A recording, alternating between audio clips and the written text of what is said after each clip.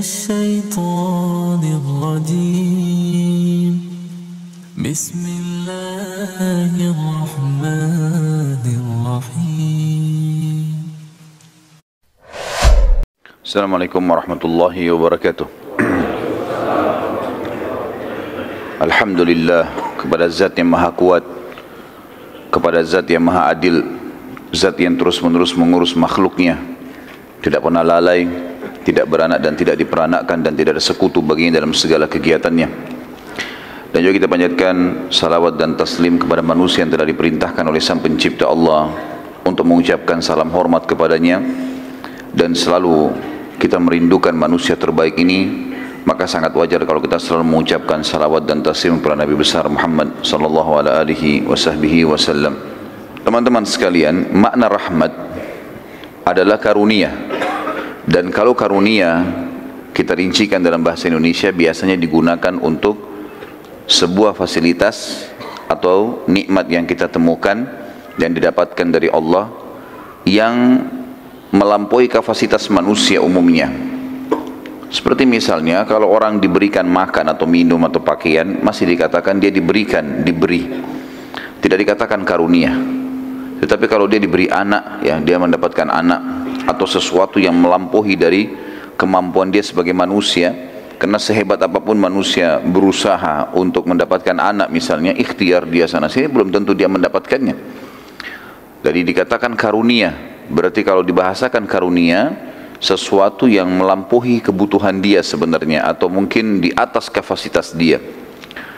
Kalimat atau judul buku ini teman-teman sekalian, amalan yang mendatangkan rahmat Allah, artinya karunia dari Allah, sesuatu yang melampaui kemampuan dan kapasitas kita, sehingga pada saat kita mendapatkannya kita selalu bahagia.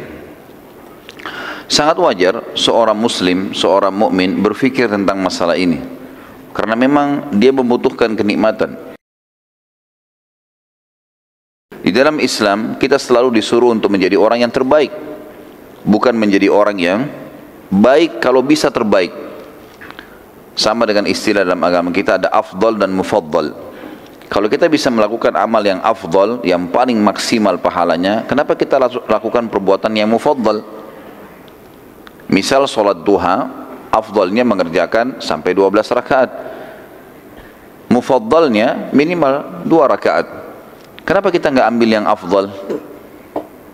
Misal masuk ke masjid, datang ke masjid lebih cepat sehingga tidak kehilangan sholat qobliyah, misalnya doa di antara azan dan iqamah, kemudian fadilah juga sholat tahiyat masjidnya, itu afdalnya. Kenapa kita cari mufaddalnya? Misal cuma datang pas iqamah sehingga luput dari dia banyak fadilah, luput di antara azan dan iqamah, doa, luput sholat qobliyah. Untuk apa ini, gitu kan? Dia pilih yang mufaddal. Jadi memang Islam selalu menyuruh kita, memotivasi kita untuk mendapatkan yang terbaik. Dan ini sebenarnya bagian daripada mengejar rahmat Allah Subhanahu wa taala. Artinya kenapa kita enggak lakukan untuk mendapatkan kenikmatan sementara kita mampu semuanya? Bukan tidak mampu. Allah Azza wa Jalla tidak akan pernah melihat fisik dan paras wajah kita. Hadis yang sudah masyhur menjelaskan masalah itu.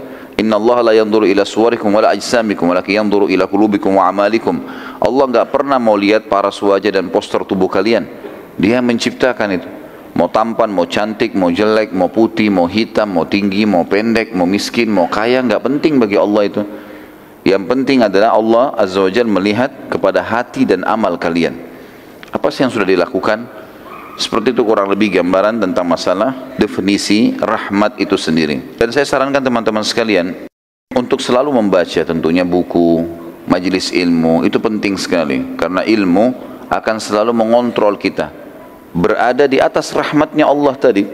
Selalu kita merasa tentram, merasa bahagia, kebutuhan kita dipenuhi oleh Allah. Tinggal sabar sampai meninggal sudah masuk surga gitu. Maka kurang lebih seperti itu. Dan salah satu fasilitasnya baca buku. Dan saya sarankan bagi teman-teman para penuntut ilmu, kalau dia talaki, mengambil ilmu dari seseorang dai, seorang ulama, dia gunakan kajian kitab. Jadi dia bukan cuma datang tematik saja. Kalau tematik juga ada penting, tapi lebih penting kalau kajian kitab. Dan kalau dia membaca buku sendiri, maka jangan dia baca kecuali buku-buku kecil saja. Buku-buku kecil yang sudah sering seperti ini yang kita bagi-bagikan. buku yang judulnya simple, dia membahas salah satu substansial agama kita, jelas, mudah dia fahami, walaupun dia tidak langsung belajar dari seorang guru gitu ya. Jadi membahas sesuatu yang detail di satu poin, itu penting. Dan ini mudah diselesaikan, mudah difahami. Kalau tidak faham baru kemudian dia tanyakan kepada ustadznya. Kalau dia menjadikan kajian buku ya, karena banyak orang rajin membaca buku, dia langsung tiba-tiba beli buku-buku yang tebal, buku-buku Indo, kemudian itu dipakai jadi bacaan harian. Ini masalahnya bisa difahami atau enggak nih? Karena ilmu yang luas harus diambil dari juga orang yang memahaminya ya, kalau enggak berbahaya. Kata Nabi SAW dalam sebuah hadisnya, kalau seandainya perkara dikembalikan bukan pada ahlinya, maka tunggulah kebinasaan. Nah, ini masalah juga ini. Banyak ikhwah-ikhwah kita semangat baca Sahih Bukhari, baca Sahih Muslim tanpa menggunakan guru. Ini masalah ini. Karena akhirnya dia bisa salah fahami hadis tersebut. Mungkin dia baru baca 2-3 hadis, kemudian dia tidak tahu kalau hadis ini sebenarnya dirincikan di footnote-nya, dirincikan di bab lain, ya, atau ada pendapat-pendapat ulama dalam membahas masalah ini, pendapat para sahabat, maka dia harus faham. Selanjutnya teman-teman sekalian, kalau baca buku, kalau beli buku, kiat-kiatnya adalah tentu yang paling pertama buka plastiknya.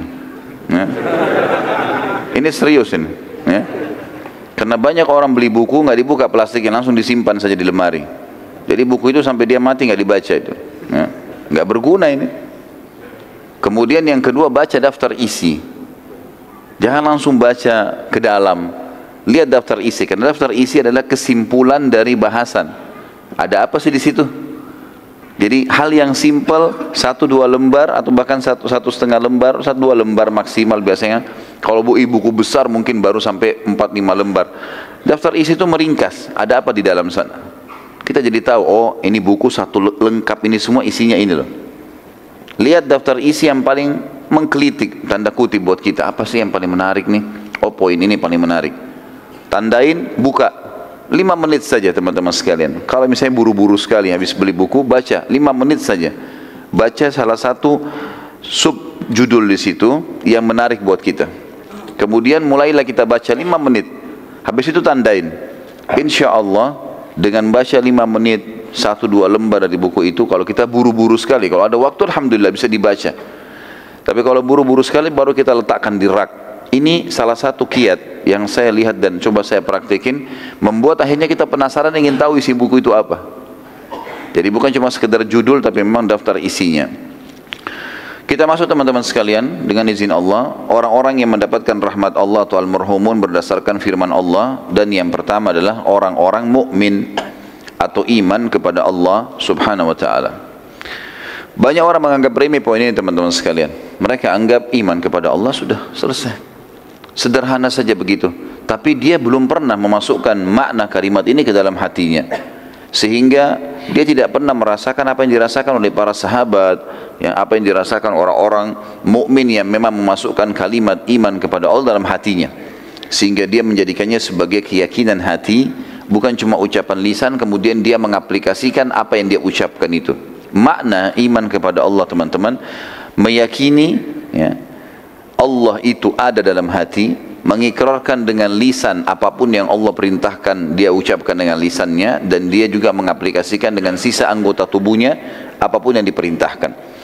Wajib atau sunnah dia tidak memilahnya, juga yang dilarang makruh dan haram ditinggalkan, halal dinikmatin, haram ditinggalkan.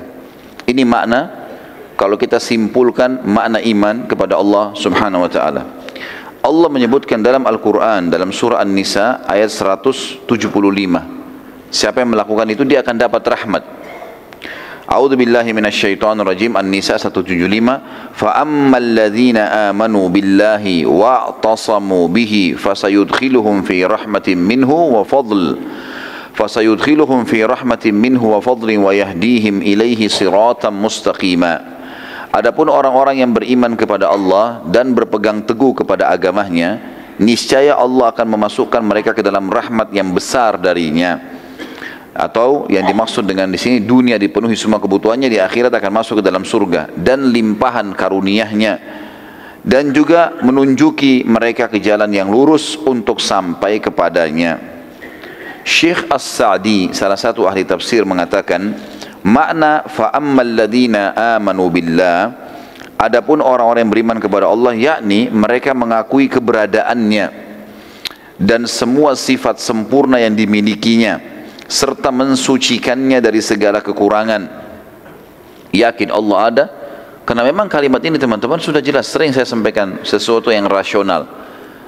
Coba datangkan di benak kita semuanya yang disembah selain Allah, apa saja, rasionalnya begitu. Patung, pohon, gunung, api, apa saja. Apa andil mereka di pergantian siang malam? Apa andil mereka ya di sehelai bulu yang tumbuh di tubuh kita? Apa andil mereka di setetes air yang kita minum? Apa andil mereka di populasi manusia, hewan? Enggak ada sama sekali. Dan tidak pernah ada informasi misalnya api punya firman, atau misalnya syaitan punya, atau apa, enggak, jin, misalnya enggak ada sama sekali. Yang mengakui satu-satunya sebagai pencipta hanya Allah. Itu poin. Sama juga kita membantah, pada saat kita membantah dan memberikan argumentasi kepada orang-orang ateis yang tidak mengakui adanya Tuhan Allah, gitu kan? Maka poinnya adalah mereka mengatakan di muka bumi ini yang paling sempurna manusia. Mereka pelajari itu, mereka tahu hewan-hewan. Banyak sekali orang ateis menelusuri menjadi ilmuwan. Mereka menelusuri ilmu alam, mereka menelusuri apa yang mereka bisa tahu dari alam semesta, dari bumi ini, dari kedalaman lautan, sampai mereka membuang uang jutaan dolar untuk itu. Kadang-kadang untuk meneliti seekor ikan atau satu jenis hewan, mereka keluarin jutaan dolar untuk itu saja. Dan ini semua tujuannya sebenarnya karena mereka penasaran dari mana semua ini asalnya. Padahal mereka tidak yakin ada Tuhan, gitu kan? Kalau mereka mengatakan manusia adalah penduduk bumi yang paling canggih, tanya sekarang, kita ini semua manusia, apa andil kita sekarang? Ada andil kita di sesuatu yang terjadi di alam semesta atau fenomena sehari-hari lah. Cahaya yang kita bisa dapat tangkap dengan mata kita, air yang kita minum, ya. Bahkan Allah mengatakan wa fi anfusikum afala tubsirun.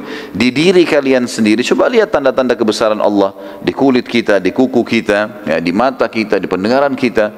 Belum pernah ada yang mengklaim kalau mereka yang menciptakan manusia kecuali Allah. Sederhana sekali. Berarti kalau orang-orang ateis yang tidak mengakui Allah mengatakan manusia adalah penduduk bumi tercanggih, terhebat dan seterusnya, apa andil mereka manusia? Apakah ini terjadi begitu saja semuanya? Enggak mungkin. Saya kadang-kadang subhanallah sering meluangkan waktu untuk mentadabburi beberapa fenomena alam. Di antaranya saya sering coba mencari cuplikan tentang hewan-hewan.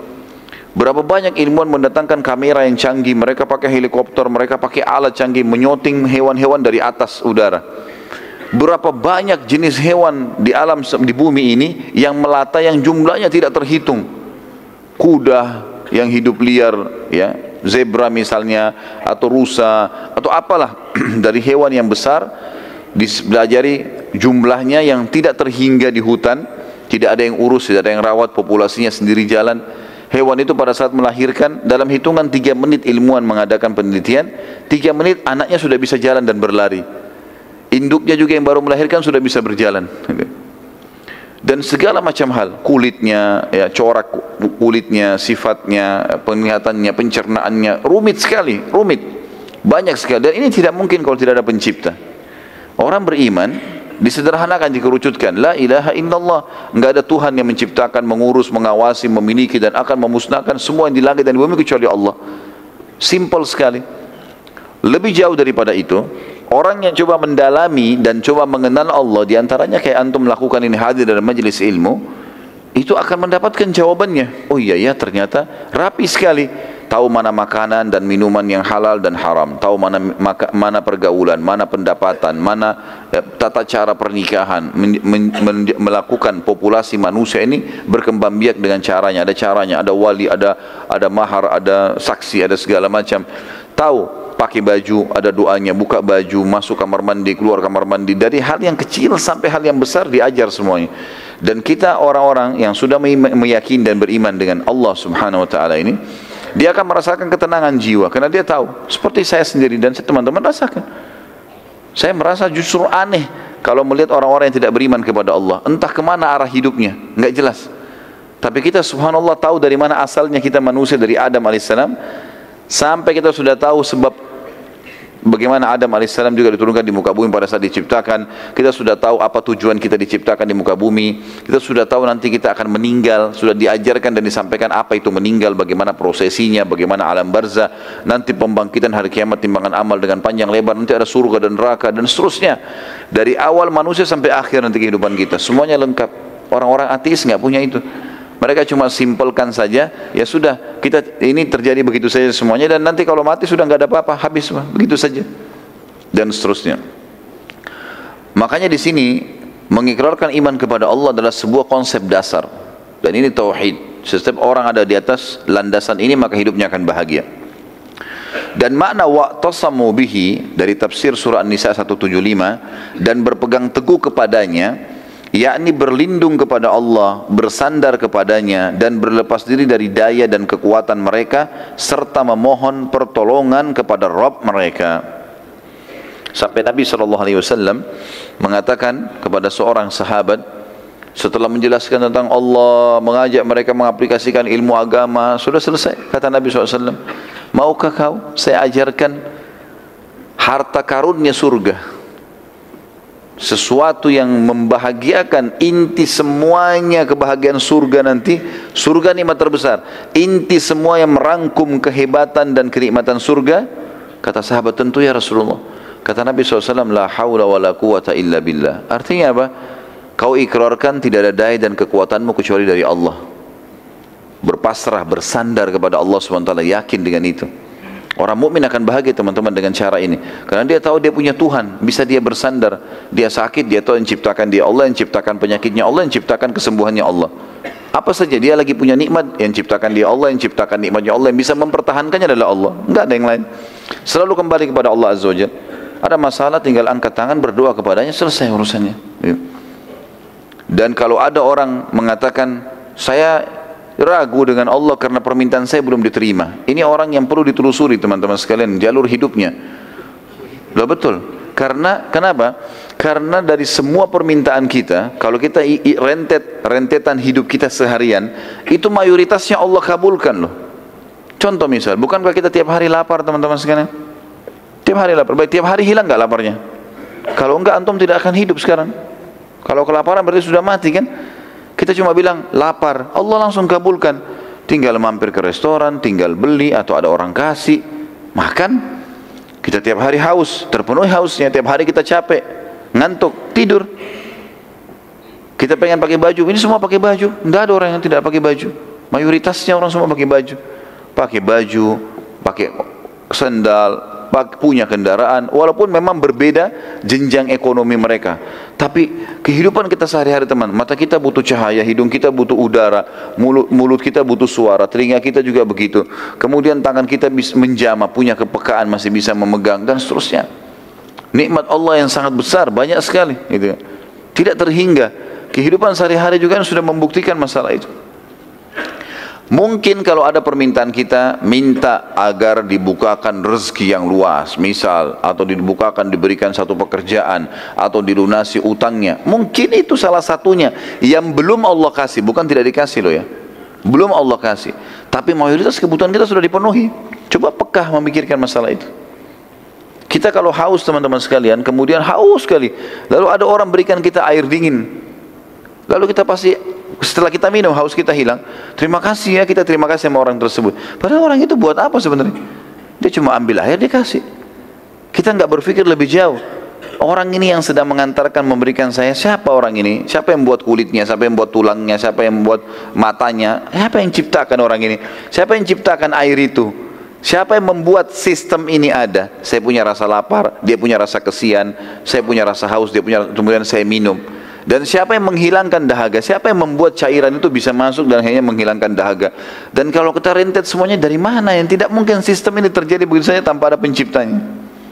Sementara Allah Azza wa Jalla dengan kemahamurahannya hanya menyuruh kita menikmati dan berterima kasih. Itu saja. Lapar silakan pilih yang kamu suka, tapi halal ya, makan. Kunyah, nikmati, telan. Habis itu selesai. Enggak ada urusan kamu. Masuk dalam tenggorokan kita, semua diproses alami, selesai, gitu kan? Yang mana jadi kotoran, yang mana jadi nikmat, ya. yang mana jadi energi maksud saya, ini semua sudah diatur dengan sistem. Yang tidak dibutuhkan tubuh dibuang, kita tiba-tiba punya rasa mules, kotoran yang luar biasa berbahaya, berbakteri, diciptakan sistemnya oleh sang pencipta Allah, bagaimana dia membuangnya. Dia merasa mules, dia tidak bisa tahan, kemudian dia harus buang. Misal, terus begitu, roda kehidupan berjalan, dan ini semua sistem dengan begitu rapi teratur.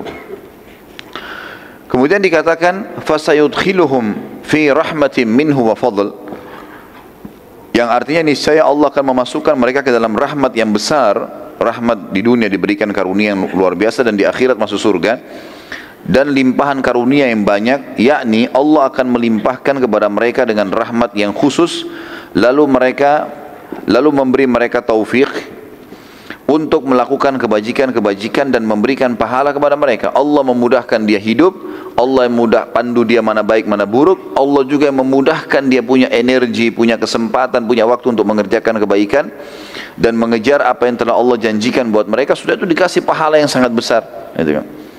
Serta menghindarkan mereka dari bencana dan perkara-perkara yang tidak menyenangkan. Berapa banyak masalah yang kita hadapi dalam seharian teman-teman sekalian, yang kita berhasil lolos darinya. Kalau kita mau bicara masalah manusia ini, melindungi diri mereka repot sekali loh. Teman-teman yang suka pakai motor misalnya, kita jalan, kalau helmnya tidak, mungkin kadang-kadang kita angkat kacanya atau tutupan plastiknya, misalnya tutupan matanya kita angkat, maka terbuka, udara dengan sangat kencangnya kena ke wajah kita.